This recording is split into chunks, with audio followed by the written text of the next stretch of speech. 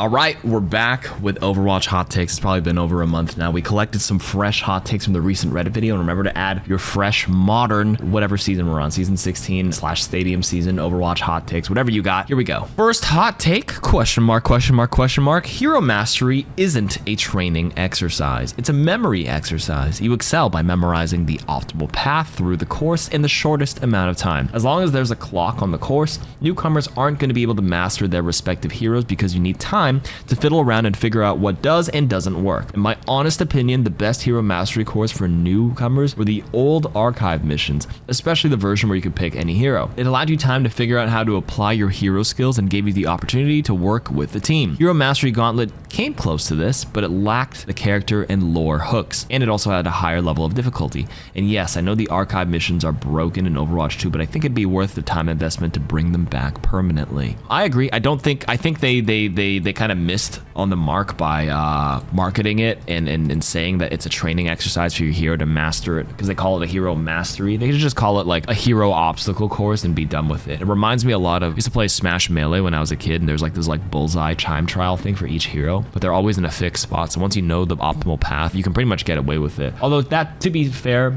you do have to use your hero kit a little bit to kind of like make certain times and certain paths and get used to it. So like there is a little bit of training there, but it doesn't train you for like real, game scenarios where you actually have to shoot enemies who are like using stuff back at you. But it's very bare bones, and obviously it's unpopular for a reason. I don't know a single person who's playing it actively at all. If I had to look at the numbers, if I had to guess from Blizzard, it's probably getting played like 0.0 whatever % of the average playtime. Who's actually playing Hero Mastery these days? They hit a time, never touch it again. It's just one of those like nice modes to have and just leave it at that. I don't even think they're adding new heroes to it anytime soon, because they just stopped putting resources into a mode that's just not generating any playtime. Like, who cares? They tried, but like, you gotta throw shit on the wall and see what sticks. That unfortunately did not stick, but Stadium did stick. Just give it a whirl and see if there is interest. But for now, we can clearly see it just didn't hit the mark. Hot take, mythic weapons are better than skins because they affect more first-person things. Okay, I agree with that, but now we have third-person, right? For Stadium, where you can see, your skin in its full glory. You can see them in the victory pose. And maybe if they ever add, now that they kind of trialed third-person for Stadium, there's no reason not to maybe add it to the game overall as a toggleable option. Maybe not in competitive though, because you can think about the competitive advantage of like a Widowmaker versus Widowmaker, where you're just third-person peeking and just waiting to peek out, because you still get the benefit of scoping in and being in first-person, but you get to third-person wait for like an angle now, which is a little too strong. But like maybe adding it to arcade and quick play and just giving people the option to look at their fancy skins wouldn't be a bad thing in my opinion. I don't think mythic weapons are better than skins for that in that sense. Hot take, they should try a 6v6 only season to better determine the demand of 6v6 with both role queue and open queue. I disagree. You can have multiple game modes and people will naturally gravitate to the mode they enjoy playing more than anything, and that is enough data, to be honest with you, instead of cutting out and then like completely isolating out a big player base who just wants to chill and is only used to the 5v5. You played Overwatch 1, so you're like, yeah, 6v6, but there's people who just only played Overwatch 2 and have only experienced 5v5, and then maybe they tried 6v6, we're like, I don't like it. But just like people can argue it fragments the player base, but then you can argue that also the people who are playing 6v6 mostly were not playing much 5v5 anymore to begin with, or they came back just to play that mode. As long as there's demand and there's or as long as there's people queuing it, especially with the open queue nature of it, where you don't have to lock into a role, the queue time shouldn't be too bad. All right, next hot take. Wow, 90 upvotes on YouTube. Ability bloat isn't bad, but mitigation bloat is. I see where you're coming from. I don't disagree with this. I don't think this is that hot of a take. Ability bloat, for example, when I look at like Marvel Rivals hero kits, they're very bloated in their kit. They have so many buttons and stuff to press. I have to press different key bindings and then team up abilities and all that kind of stuff. But mitigation bloat, where like people have too much like CC built in one kit, is not fun. And that's like a big factor they have to consider. So like, I agree with this take. Why is this people upvote the takes that they agree with, not necessarily the hot ones. So we just gotta keep going through the rest of these. Okay, Stadium is cool, but it would be awesome if it was 6v6. When you pick D.Va and the other tank is Zarya, you can definitely work around it, but goddamn is it annoying. Having a second tank would alleviate that and make it not matter. I wouldn't be opposed to trying 6v6 Stadium, but there's actually just like physical limitations for it, because there's so many more abilities and like physics and projectiles being sent into the game. For example, Moira shooting out 10 million orbs. Visual clutter will be a mess because there's so much shit on the screen. Imagine like Ryan fire striking, leaving a lava pool with your D.Va also flying, leaving a lava pool with an Ashe, dropping lava pools at the same time with Moira, 10 Moira orbs flying at you. It would be a little too chaotic in my opinion. When I mentioned the limitations, like people were getting FPS drops on day one on console, especially older systems like PS4s and like older Xboxes were just shitting the bed. And now the poor Nintendo Switch players, right? Poor them. So like having 6 players would lag the game too much for a big portion of the player base. And I think you can solve some of the annoying counter options by like having better items and more item options for different costs and different consumables. Like that problem can be tackled with that rather than adding a whole new player. I think actually Stadium is better suited 5v5, to be completely honest with you. Diva and like some other, like Genji, have like an anti-beam ability. Junker Queen has an ability that stops knockbacks and gives her movement speed. Those are better options. You want to, the whole idea of Stadium is to counter build rather than just like counter pick, because you can't see the enemy. You're locked in for the whole game. Next take, Hanzo got nerfed for his random spam, but no one else got a similar treatment. In my opinion, Pharah is the most glaring example. Spamming from the skybox isn't fun to play, especially in a team fight. The thing with Hanzo is that like he was safe while he randomly spammed, in a sense, where he could like duck in and out of cover. In a lot of cases, I mean, Pharah can arguably do the same thing in a lot of cases, where like, you know, you can go in and out of a cover, but like you have to change your angle pretty frequently as Pharah, and like hers are a little more reactable because the projectiles are a lot slower. So if I'm a diva, I can see some flying projectiles. I can, you know, flick my matrix up. As a Ryan, I can flick my shield up and down, like depending on the cadence of it. But Hanzo's was just like a instantaneous projectile that pretty much felt like a hit scan because it fired super fast and he was super safe. And also Pharah, like if she does get seen from a different angle, like if she's behind like this one roof and someone's on an off angle, she has nowhere to go. She would have to use her movement abilities. But Hanzo can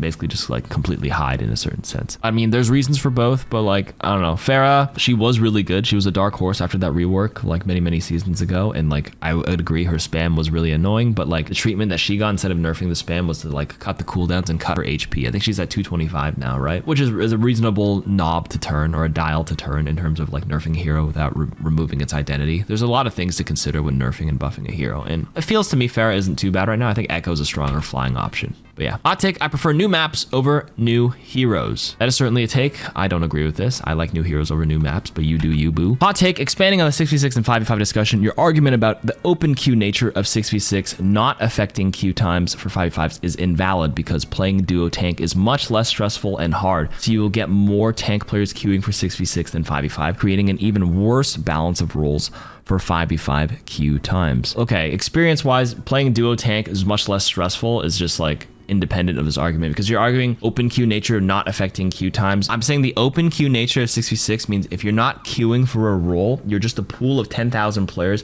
forming a match together based on a rank, versus a 6v6, you just need players of the same rank and you have to queue for one specific role for the matchmaker to pool it together. So like they are independent of each other. I'm not really sure what you're trying to get at. Your argument is that people are leaving 5v5 queue just to queue 6v6. This is just like a total population pool, but not like a ratio split, because I'm talking about the ratio of the tank damage and support, because you have to queue them individually versus an overall pool. And then if the person's leaving there, they're just like a player in that rank in the pool. We're moving on with this. Hot take, if Clash is to be saved, it should be turned into 3 control points, 1 point closer to either team and then 1 central point. Delete the map's existing spawn door control points and use the introductory space to make the rollout and staging take a bit longer. Balance capture times, timers and scorings to adjust. No one would be under any confusion about where to attack next. You're either on the cusp of victory or you've just been reset. Clash should have been built like a 1-stage control map. Control maps have plenty of places to fight and can take place, even though there's only 1 control point per stage. When players are constantly concerned about traveling directly between objectives, the fights feel more cramped and they allow for less innovation and strategy. Clash should have been built like a 1-stage control.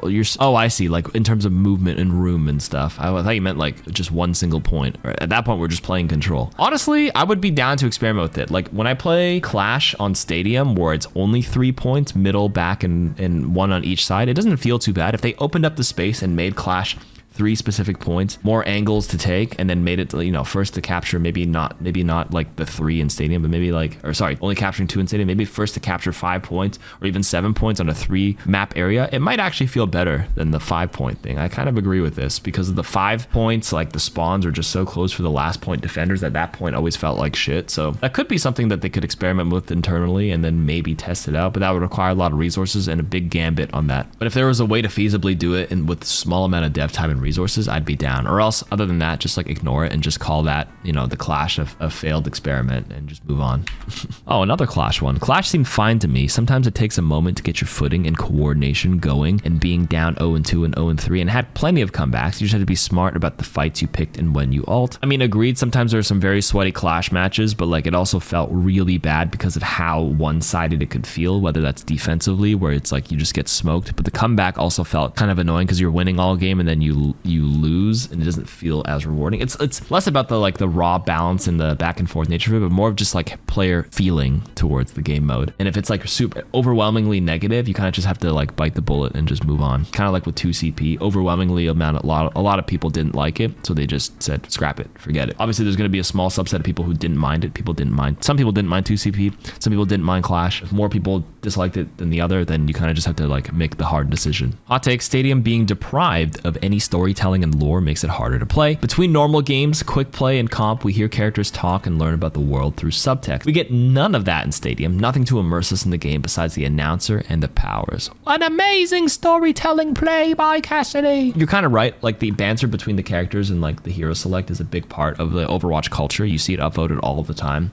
on the major subreddits. Personally, I'm not super invested, so I never really cared for it, but there is definitely people who really love like a few of the voice lines and interactions between the heroes, and that's what got them into the game. So like I feel like serving that population by adding the banter and the voice lines back, some new ones cooked up for Stadium, helps with the immersion and can, you know, appease those players as well. So like I would say why not? I do agree with that. I don't think this is a hot take. Hot take: Genji needs to lose his secondary fire. Not having to aim makes him a boring ninja. What on earth? You still have to aim the secondary fire, and like getting up to a person's face and like secondary firing the triple shuriken fan in their face is a part of the skill, and you do have to aim that. Here's my hot take. I hope you guys get to see it and I get to see some opinions. Anyways, it's this. Overwatch should mirror Marvel Rivals in terms of balance. Everything in Rivals, at least to me, coming from Overwatch, feels super overpowered, which at the end of the day makes most things not really overpowered because it's all overpowered. Hope that makes sense. Instead of Overwatch devs trying to reel things back, they should just dial everyone up and give everyone that hit of dopamine and take it from there. The thing with that is that it gets boring fast. I see what you mean, like when everything is OP, nothing is OP because the relative power scale is so high, but then it just becomes excruciatingly like a game of a war of attrition. There's just games where I'm like, I just healed 100,000. I've literally had 100k healing in a game and we lost, and it just feels really bad just because everything is so tuned up. The healing is pumped up, the damage is pumped up, and I'm just sitting there the whole game just sweating, just like pressing this button nonstop. And it was like Marvel Rivals had its honeymoon phase, but it's like for me, competitive wise, long term, I don't think it's good. And you can see how like over time, the last 6 months, the sentiment has changed a lot. Overwatch is like more respected as a more balanced hero shooter compared to Rivals. Rivals is, they call it the Mickey Mouse matchmaking and Mickey Mouse, like, you know, interactions with the heroes. It's fun in small bursts, and for casuals to see their hero go boom and be like, wow, hero fantasy, it's super big dopamine hits, but like it wears down very fast. Once that phase is over, it's no longer fun. You actually look for things that are, you know, tuned back and a bit more respectable and balanced. So it's one of those like short-term versus long-term things. And I think Overwatch long-term, decreasing the TTK, increasing the HP of everybody back in season 9 when everyone was like disrespecting that decision and being like, oh my God, why would they make everyone 200 HP, 250 HP? And why would they get rid of the burst healing and the burst damage? Now everyone has so much HP. I actually think that was a great decision long-term. I actually think it's way better now. And it's hard to see that until you've experienced it, and it's easier to look back in hindsight. You know what I mean? Last take, I've seen a lot of diehards, some of my buddies included, praise Stadium, but when I tried it as a previous Overwatch 1 diehard and casual Overwatch 2 player, I wasn't impressed at all. Like, yeah, there's so much new content being added, but it kind of just felt like Overwatch 2, if that makes sense. Not hating it at all, and I'm glad people who like it, but yeah, I don't know, it just didn't hit home for me. I'm not a hot take, not everyone's gonna love it. Like my wife, for example, played a lot of Overwatch 1 and a decent amount of Overwatch 2, but she has not even cared to try Stadium because she's like, it just looks the same. Like there's a building aspect, cool, but you're still like playing the same hero, and like maybe there's some new abilities, but it wasn't enough to bring her back. So like you're just in the pool of people where it's like, you know, you tried it and the mode is not for you, and that's fine. I don't think anybody expected Stadium to be like, you know, everybody has to love it kind of thing. It's like whenever any new game mode comes out in other games too, like not everyone's gonna love it. I think League of Legends tried the 2v2v2v2 like last year, and I played it and I'm like, it's not for me. There's some people who loved it. People try TFT, they don't love it. I love TFT. You know, some spin-offs and stuff from the original game, some can feel too similar. Fun, some can be really fun. Battlegrounds, for example, some people just like base Hearthstone, some people love Battlegrounds. It is what it is. All right, cool, thanks for the takes. Please add some more steamy hot takes for next week's episodes. Good to be back, and peace.